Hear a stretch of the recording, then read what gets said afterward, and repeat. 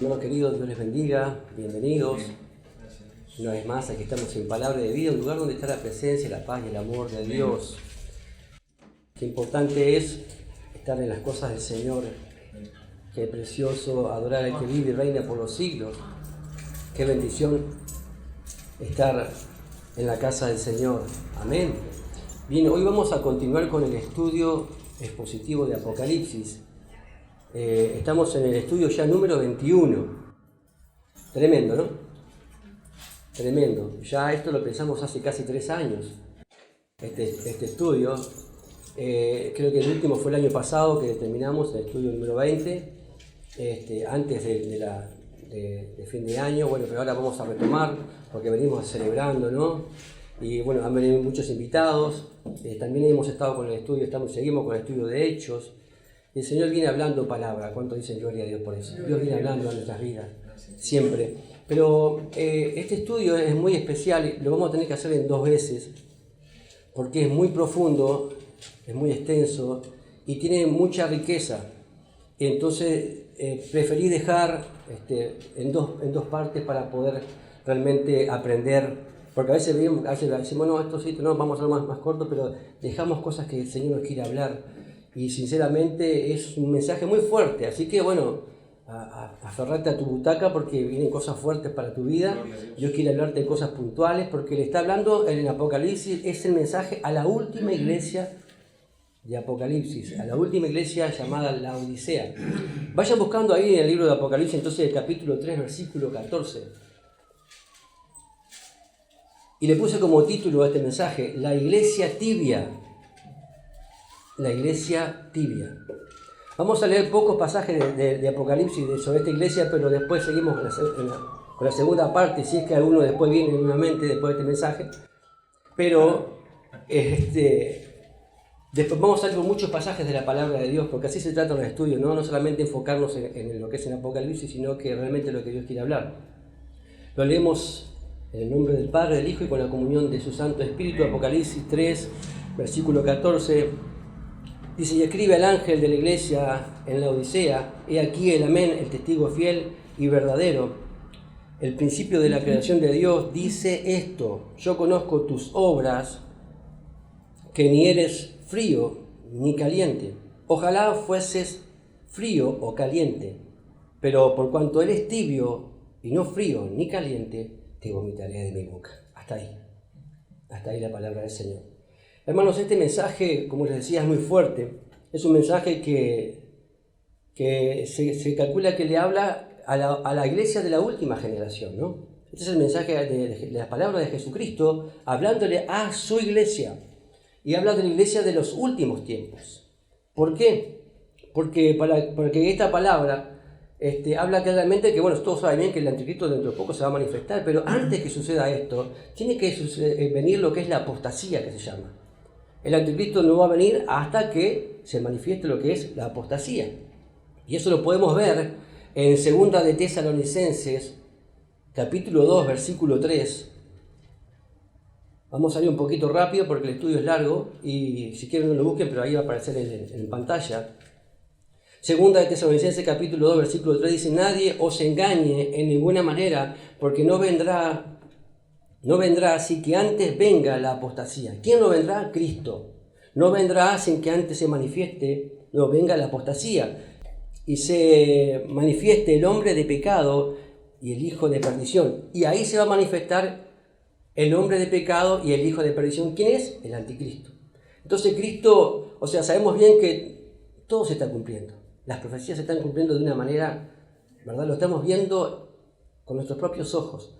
Y vemos que en este tiempo, justamente, cuando la iglesia, la última iglesia, va a haber apostasía, tristemente. En 1 de Timoteo, capítulo 4, versículo 1, 1 de Timoteo, capítulo 4, versículo 1, pero el Espíritu dice claramente, en los postreros tiempos, algunos apostatarán de la fe, escuchando espíritus engañadores y doctrinas de demonios.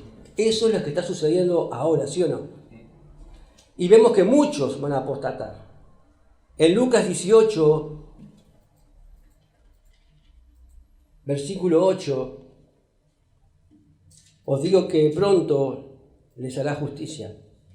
Pero cuando venga el Hijo del Hombre, ¿hallará fe? Dice él en su palabra. Cuando venga el Hijo del Hombre, ¿hallará fe? En Lucas 18:8.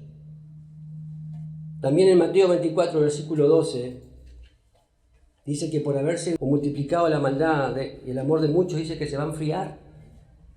Dice que va a ser tanta la maldad en el mundo que el amor de muchos se va a enfriar. Y eso son todas consecuencias que van a hacer que la iglesia esté tibia. Ahora, y los mensajes de Apocalipsis nos demuestran cómo la iglesia va en una espiral descendiente, tristemente.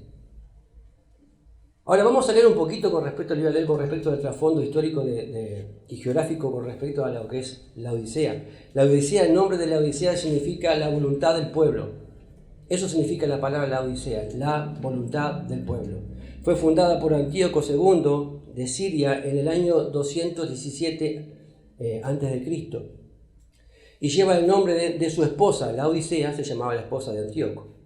Por eso le puso así. Está a 80 kilómetros de Filadelfia y cerca de Colosas. Sabemos bien que todas las iglesias estaban todas juntitas, ¿no? Estaban todas reunidas, que lo que es hoy originalmente Turquía se llama.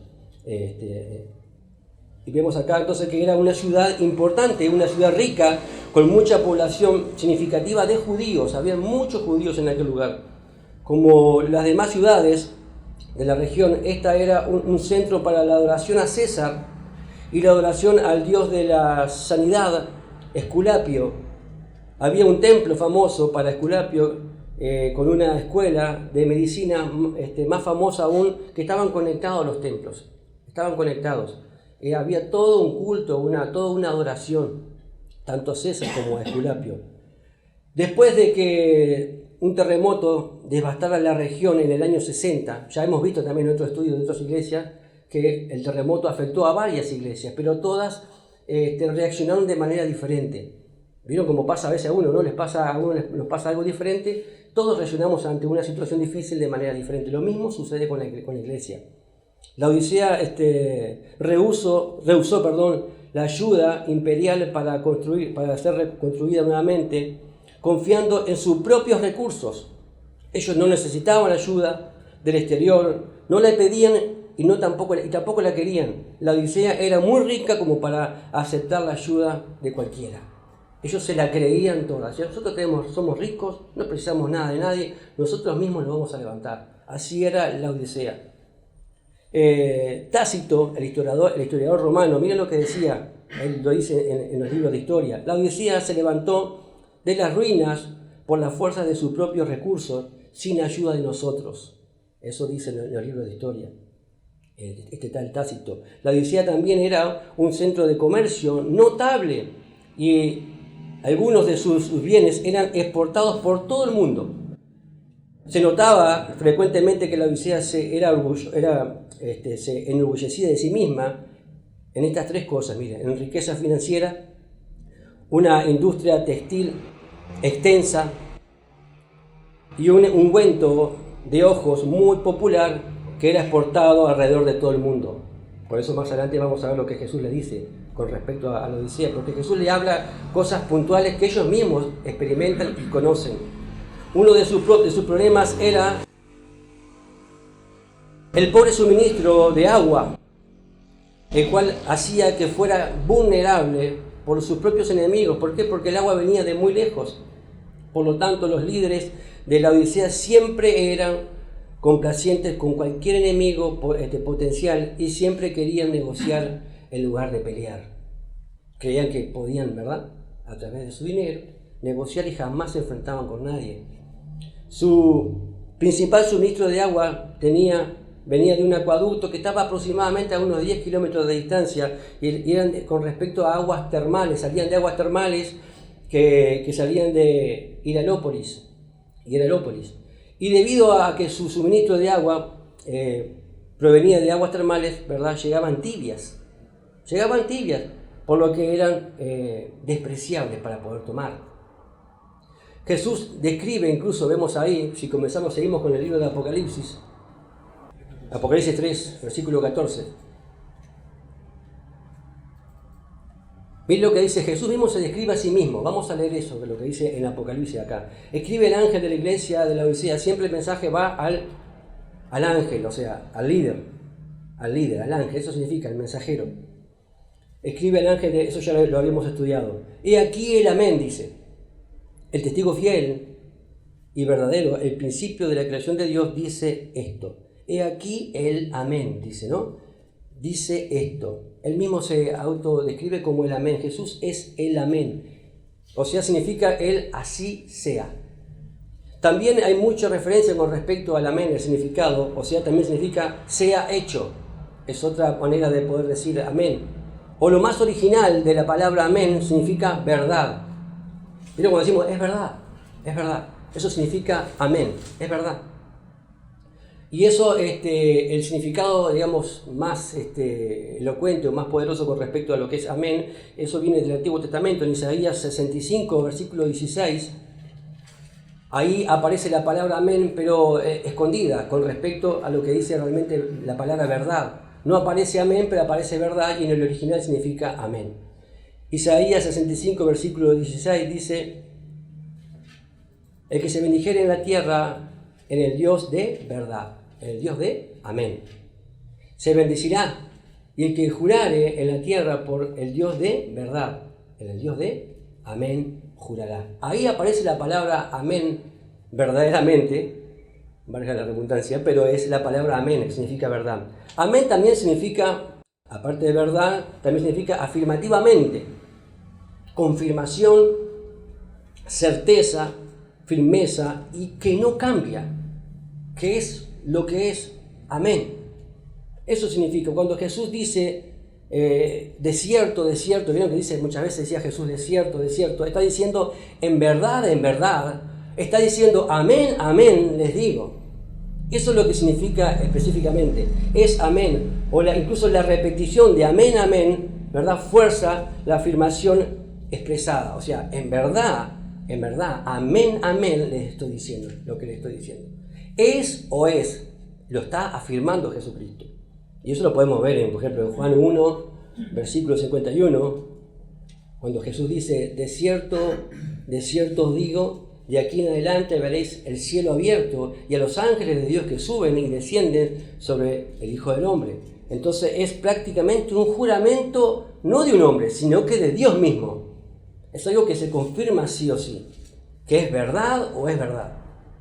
El uso de que Jesús hace del amén es desconocido incluso en la literatura rabínica, y al parecer implica su autoridad mesiánica. Miren esto, es muy poderoso. No es cualquier amén, no es como que yo diga es verdad, porque la verdad que yo puedo decir no sé si es tan verdad, pero la verdad que Jesús asevera cuando dice de cierto, en verdad os digo, tiene otra autoridad, porque es una autoridad mesiánica, está hablando de Jesús. Entonces incluso en el amén que Jesús dice, ni siquiera estaba escrito en la literatura rabínica. Es muy fuerte esto. Se escuchó por primera vez que alguien decía amén, amén, pero de esa manera. Lógico, en nuestro lenguaje es muy difícil poder interpretarlo o poder escribirlo. Sabemos bien que en el hebreo es mucho más extenso, mucho más profundo. Ahora, recalca la veracidad de su palabra cuando dice amén, amén. Significa que a través de Jesucristo todas las promesas de Dios son cumplidas y garantizadas. Como lo dice en 2 Corintios 1:20. Es un pasaje muy conocido, 2 Corintios 1:20. Dice: porque todas las promesas de Dios son en Él sí y en Él amén. Jesús es la personificación y la afirmación de la verdad de Dios. Jesús es la personificación y la afirmación de la verdad de Dios. Es muy fuerte esto, es muy poderoso. Por eso la única seguridad y garantía de conocer al Padre es solamente a través de Jesucristo. Solamente a través de Él uno puede conocer al Padre. Solamente a través de Él uno puede, ¿verdad?, tener comunión íntima. Y la única manera que se puede llegar al Padre es a través de Jesús. Y todo lo que Jesús dice, y todo lo que Jesús dijo, y todo lo que Jesús, ¿verdad?, hace, es verdad.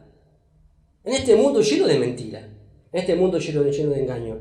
Porque sabemos bien que el padre de mentira es el que gobierna este mundo. Pero nosotros nos gobierna, el Rey de Reyes, y Jesús dijo, yo soy el camino, la verdad y la vida. Juan 14:6. Amén.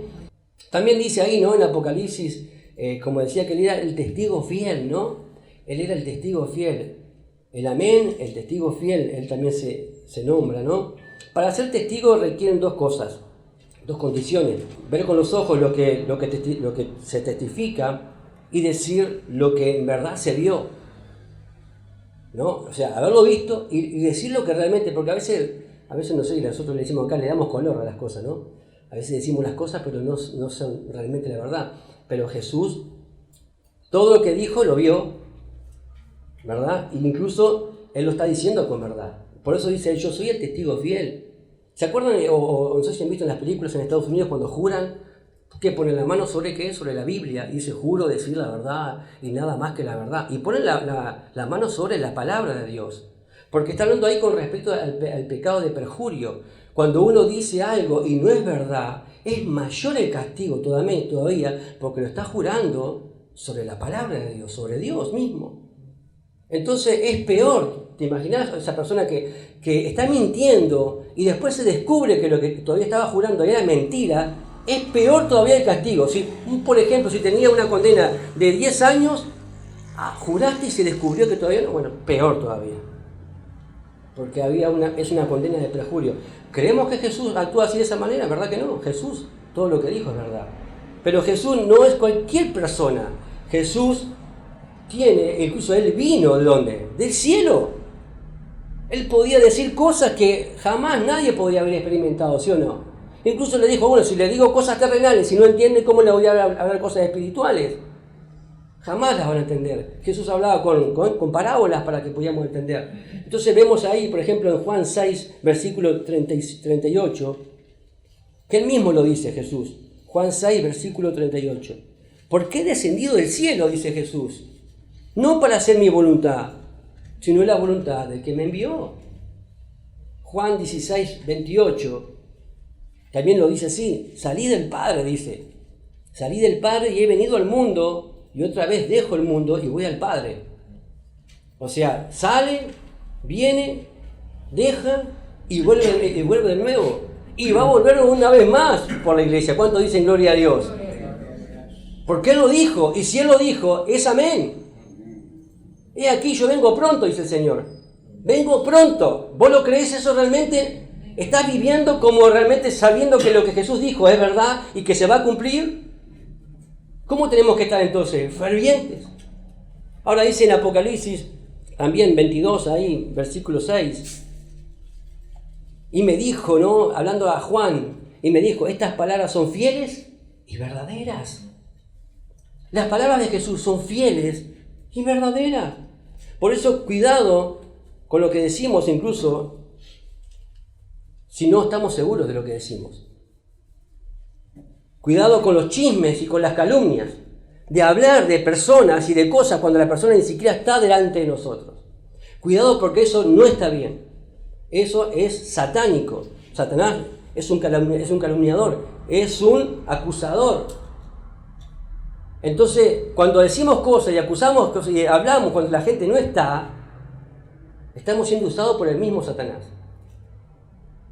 Y de nuestra boca tiene que salir bendición. Y ojo con los chismes, hermano. Porque los chismosos no van a entrar en el reino de los cielos, dice la palabra. Cuidado, cerrá tu boca. Cerrá tu boca.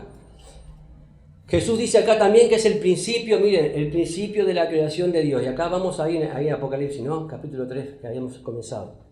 Versículo 14. Jesús es el principio de la creación de Dios. Cuidado, porque muchos usan este pasaje para negar la deidad de Jesús, sobre todo los testigos de Jehová. Y muchas personas también, ¿no? No solamente ellos, que dicen que Jesús no es Dios. Y usan, uno de estos pasajes que usan es este mismo que está acá. El principio de la creación de Dios. Mirá, lo que dice la palabra, la palabra principio, ahí en el original, se escribe arche en el original, arche. Y significa soberano, fuente o origen de toda creación. Eso significa la palabra principio. En el original, repito, en el griego se escribe arche. Es soberano, fuente o origen de toda creación. No es el primero en el origen secuencial, ¿no? No es el primero que fue creado, nada que ver. Y si incluso lo podemos ver también en la palabra, en Juan 1, versículo 3, que dice, Juan 1, versículo 3, todas las cosas por Él fueron hechas. Amén. Todas las cosas por Él fueron hechas. Y sin Él, nada de lo que ha sido hecho fue hecho. ¿Más claro? Échale agua. Jesús no fue el primero en ser creado, sino Él es soberano. Él es la fuente y el origen de toda la creación. ¿Cuánto dicen gloria a Dios por eso? En Colosenses 1, vamos a leer ahí, miren Colosenses 1, versículo 15. Es muy fuerte también lo que dice acá, escrito por la pluma del apóstol Pablo. Colosenses 1, versículo 15. Él es la imagen del Dios invisible, el primogénito de toda creación. Miren lo que dice acá. La palabra primogénito, uno también puede decir, entonces fue el primero creado, el primogénito de todos los hijos, ¿no? No. La palabra en el original se escribe prototokos. El otro día me desperté soñando con eso. Yo me desperté prototokos. Yo, ¿qué está diciendo? ¿Qué es prototokos? Decía yo, prototokos. Y era esto que estaba acá. No sabía ni por qué lo estaba diciendo. Yo le decía a mi esposa, me levanté con el prototokos. Y significa primogénito. Miren, qué fuerte esto. Entonces no se limita a la primera verdad, nacido cronológicamente, sino se refiere al ser supremo, preeminente o el que recibe el más alto galardón y honor. De eso se refiere. No se refiere a la primera persona creada, al primer ser creado, ¿no? Se refiere al supremo, al preeminente, al que recibe el más alto honor y galardón. Porque así le ha agradado al Padre. ¿Cuánto dicen gloria a Dios?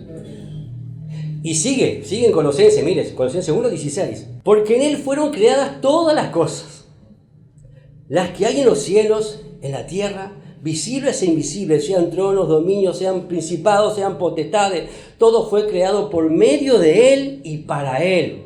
Y Él es antes que todas las cosas, y todas las cosas en Él subsisten. ¿Cuánto dicen amén a eso?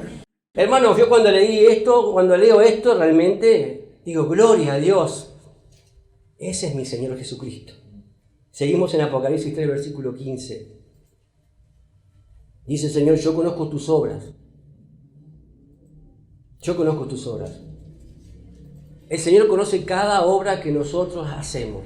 No es que la podemos esconder, sean buenas o sean malas. Él conoce nuestras obras. Y conoce cuáles son las intenciones, sobre todo, de nuestras obras.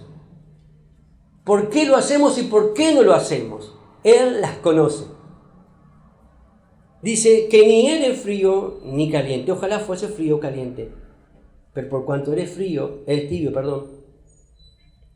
no frío ni caliente, te vomitaré de mi boca. En la vida cristiana, y escucha bien lo que te voy a decir, en la vida cristiana no se puede ser neutral. No. ¿Eres o no eres? ¿Sos o no sos?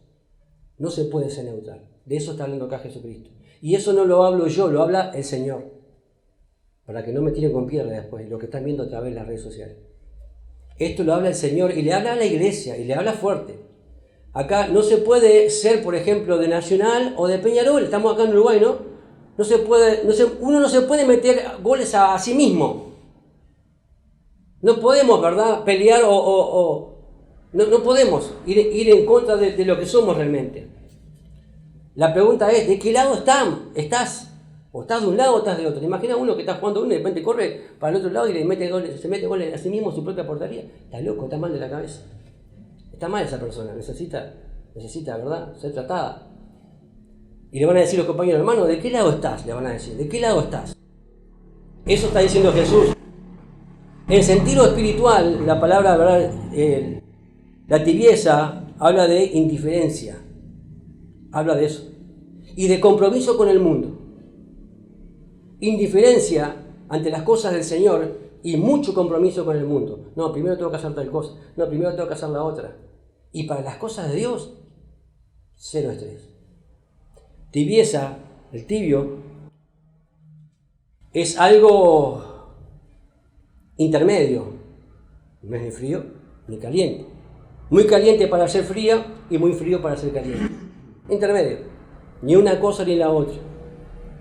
Al intentar ser ambas cosas, se termina en nada y se convierten en inútiles e indeseables, porque Jesús mismo dice, te vomitaré de mi boca. Se convierten en inútiles e indeseables. Jesús dice, te vomitaré de mi boca. Miren qué palabra fuerte, ¿no? Es fuerte lo que Jesús está diciendo acá. Entonces, ese tipo de personas son indiferentes, están comprometidas con el mundo, ¿verdad? Andan en intermedio, o sea, no les importa nada, o sea, no cumplen tampoco nada, y vemos acá que son indeseables para el Señor. O sea, son indeseables para Dios. Eso es lo peor. Eso es lo peor. Y yo me pregunto, ¿no hay una maldición más grande sobre la tierra que vivir una vida religiosa y vacía? ¿No hay una maldición más grande que esa? ¿Que vivir una vida religiosa y vacía? ¿Que creer que estamos realmente cumpliendo con lo que Dios dice y en realidad es todo mentira? Que cuando llega aquel momento le decís, Señor, Señor, en tu nombre, Señor. Y que Jesús lo mire y le diga, apartados de mí, no los conozco. ¿No hay cosa peor que esa? Pregunto. Que estar viviendo creyendo que, y en realidad no somos. Ahora, ha habido un mal más difícil de alcanzar que aquellas que creen que tienen lo suficiente de Jesús para pensar que no necesitan más de Jesús. La iglesia de la Odisea es el ejemplo de una religión vacía. Y esas iglesias hay. Vamos a ver después, más adelante, cuando vamos a seguir estudiando sobre esta iglesia, que es desastroso su condición, hermanos. Ahora, Satanás usa más un religioso tibio que a un pecador con un corazón frío. Porque es peor todavía, hermano. Y esos son los que más usa el enemigo. El mundo ya lo tiene dominado. Al mundano, el frío lo tiene dominado ya.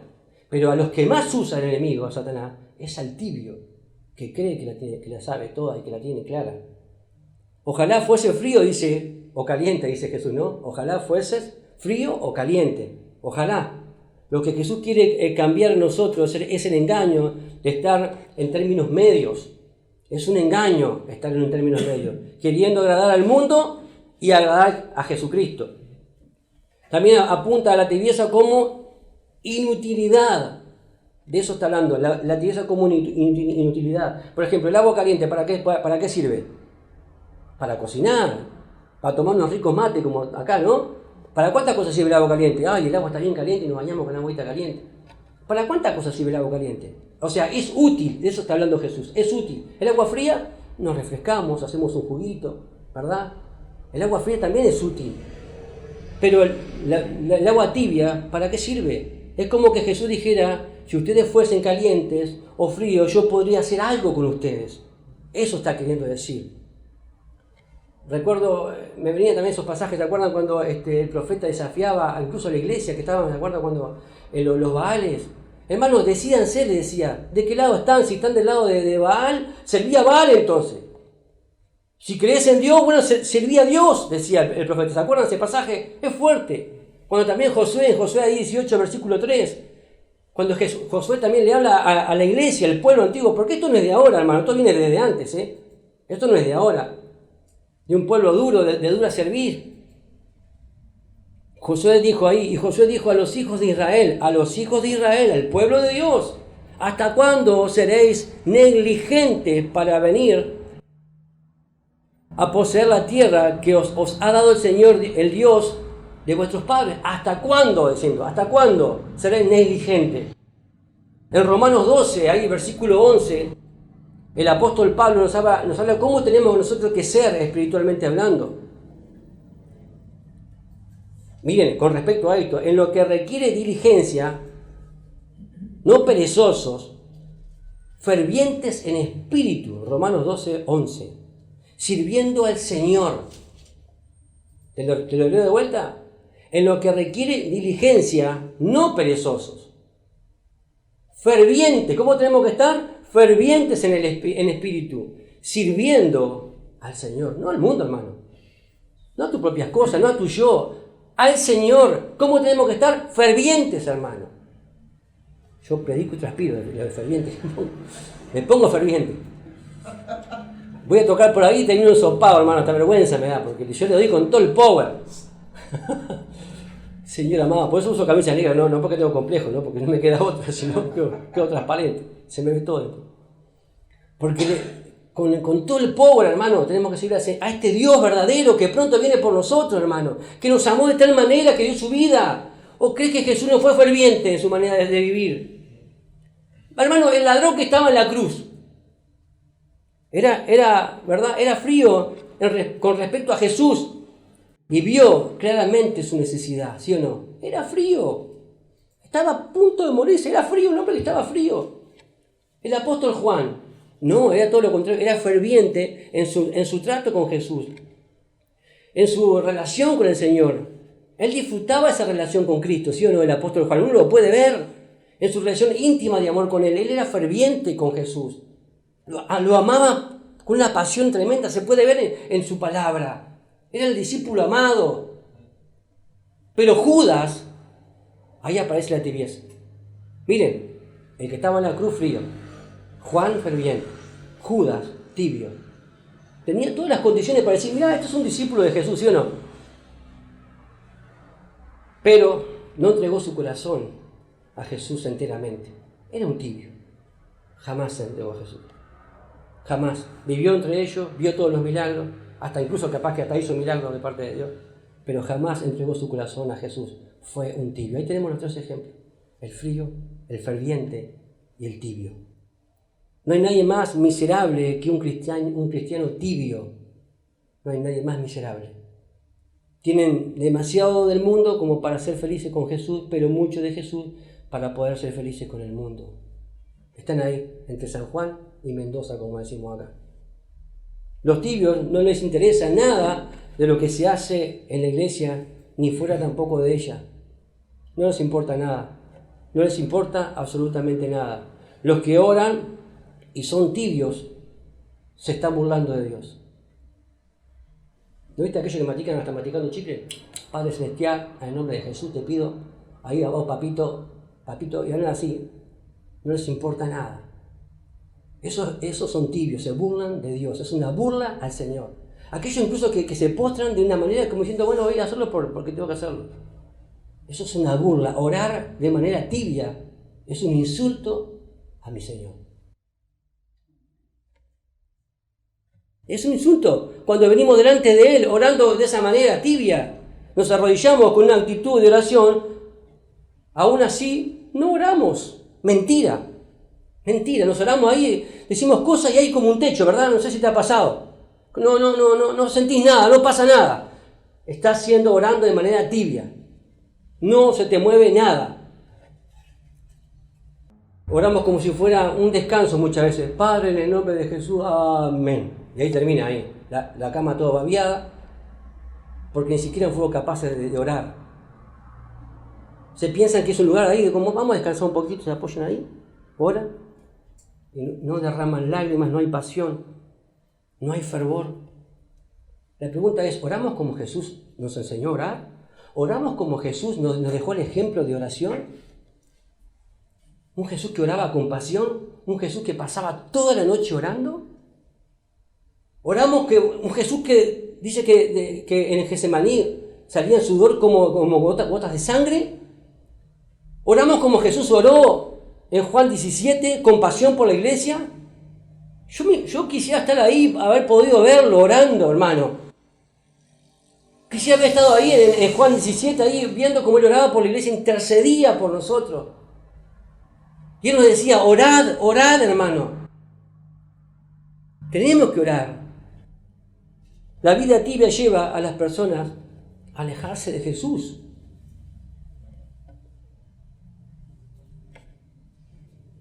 Ahora la pregunta es, ¿qué ven los mundanos en nosotros? Si somos calientes, somos fríos o somos tibios, ¿no? Esa es la pregunta. ¿Qué ve la gente de afuera de vos? Ellos ven a un hombre que dice que va al cielo realmente, un hombre que realmente cree, pero está viajando a qué velocidad al cielo. A una velocidad de caracol, en cámara lenta, ¿cómo está viajando? O ven a alguien realmente que está consciente de la eternidad, como hablamos hoy de mañana. ¿Vos estás consciente de la eternidad? ¿Te das cuenta que esto es algo pasajero realmente? que esto que está acá es como una brisa, son milésimas de segundo comparado con lo que nos espera en Cristo Jesús. Porque Jesús es el amén, Él es el testigo fiel, Él es el Rey de Reyes, Él es el que viene pronto por nosotros, amén. Ahora, el tibio es solo apariencia, el tibio es solo apariencia. El tibio es un mal testimonio al mundo. Mal testimonio al mundo. El nombre, como les dije, Laodicea, significa gobierno del pueblo. Esta iglesia es dirigida por la mayoría, ¿verdad? En lugar de ser dirigida por lo que dice el Señor. O sea, no es una iglesia dirigida por el Señor, es dirigida por el pueblo. Es dirigido humanamente, eso quiere decir. Eso significa la Odisea, gobierno del pueblo, dirigida humanamente y no como tiene que ser dirigida por el Espíritu Santo, por el Señor. La iglesia es una iglesia gobernada mafiosamente, ¿no? Humanista, donde todo se decide, ¿verdad?, por la opinión pública y por el voto. Acá se vota así, acá se hace así. Podríamos decir que la tibieza es la tendencia natural también de nuestra naturaleza caída. De eso también está hablando. El frío nos hace temblar, el calor nos causa, ¿verdad?, calor o dolor. Cuando algo está caliente, te quemás, te causa dolor. Pero la tibieza te da cierta comodidad. La tibieza te hace estar cómodo, ¿no? No sé si algunos tienen caliente cama acá, pero a veces está calentito ahí, ay, te dan ganas de quedarte y ni siquiera moverte de ahí. Te da esa pereza hasta para levantarte. ¿Por qué? Porque está calentito, está tibio. Esa temperatura le conviene a la naturaleza justamente humana y caída, la tibieza. El mundo siempre está en paz con una iglesia tibia. El mundo ni se mueve, porque no se predica como hay que predicar. No se anuncia, no se evangeliza, no se confronta. No hay fuego en la iglesia, en cada hermano. La iglesia tibia tiene reuniones de X cosas, reuniones de aquello, de lo otro, y si te he visto no me acuerdo. Butacas totalmente vacías. La iglesia tibia tiene actividades en diferentes cosas, evangelismo, ciertas cosas, y cuando se llega el momento de hacer las cosas, si te he visto no me acuerdo. Esos son los tibios. Puede haber estudio de aquello, puede haber capacitación de aquello, puede haber reuniones de lo otro, puede haber reuniones de aquí, allá, acá, pero los tibios no participan en absolutamente nada. Esa es la iglesia tibia. Tienen diáconos, tienen ancianos, pueden tener muchas cosas. Esas columnas, ¿no?, que se dicen, pero están como columnas ahí, fríos y parados, quietos, sin hacer absolutamente nada para aquel que lo hizo todo por él. Esa es la iglesia tibia. El pastor no se le mueve tampoco un pelo para nada. No sale hacia afuera, no predica el evangelio, no tiene fuego, no arde, no tiene pasión por las almas. No le importa nada. Simplemente llenarse el bolsillo. Es un asalariado y no es un pastor. Al revés, si puede sacar, ¿verdad?, de la lana de la oveja, mejor. Esa es una iglesia tibia.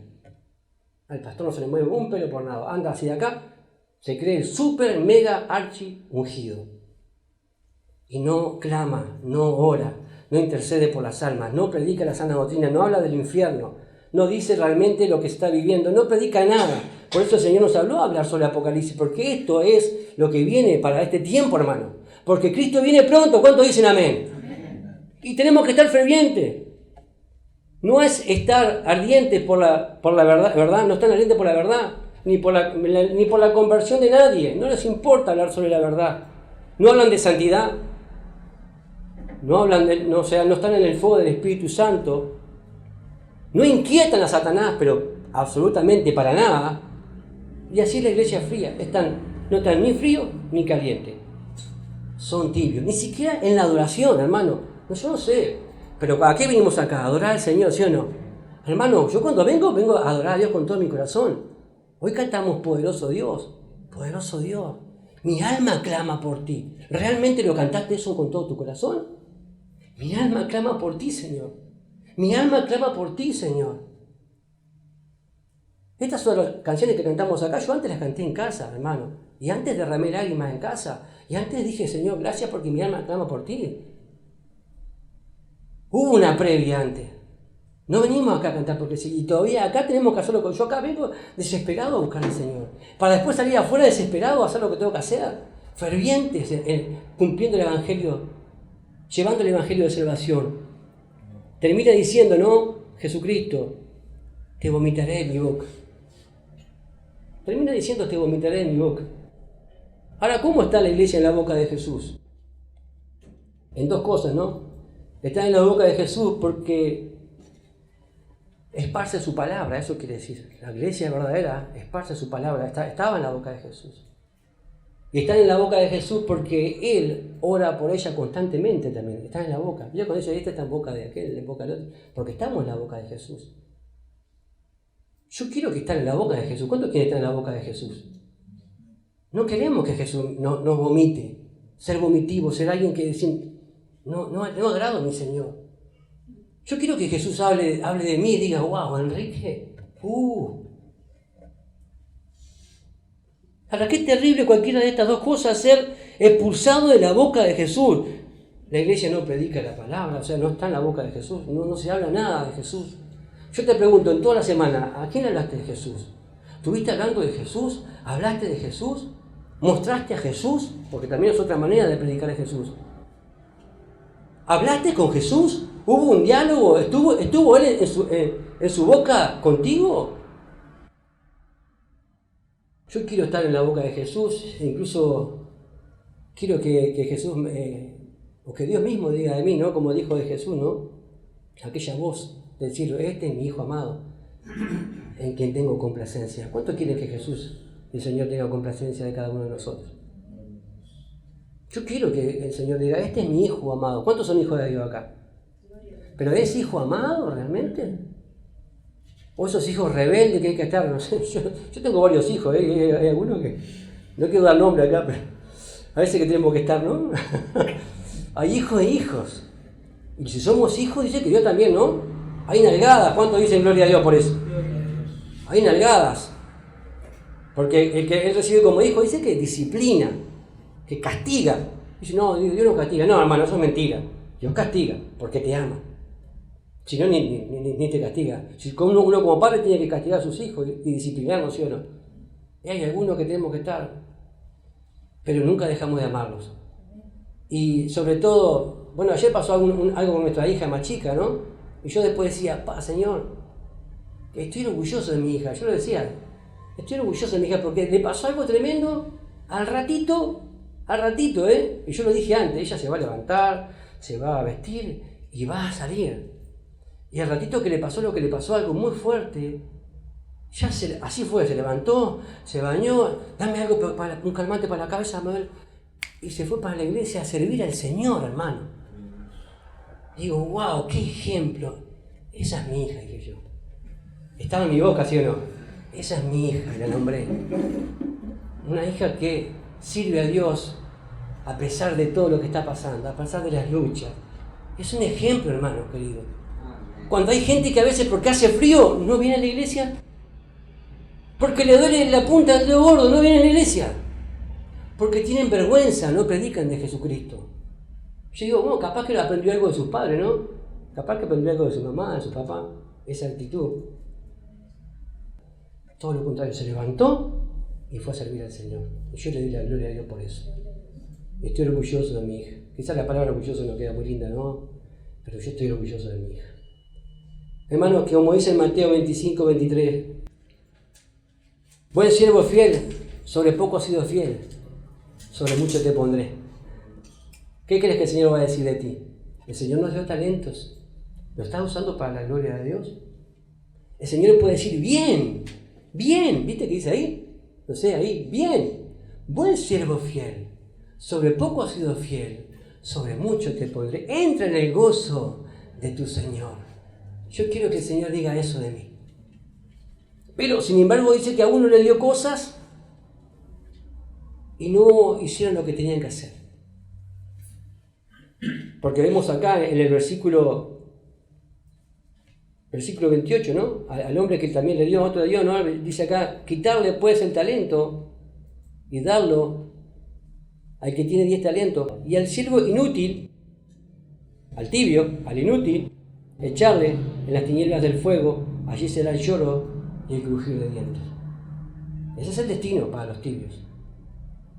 El destino para los que están sirviendo a Dios y usando los talentos del Señor va a decir, Señor, bien, buen siervo fiel. ¿Sobre poco has sido fiel? Sobre mucho te pondré. Yo no sé de qué lado querés estar, o si esta palabra ha tocado tu corazón, si realmente el Señor te ha hablado. Yo sé que son palabras fuertes, pero el Señor está hablando a su iglesia.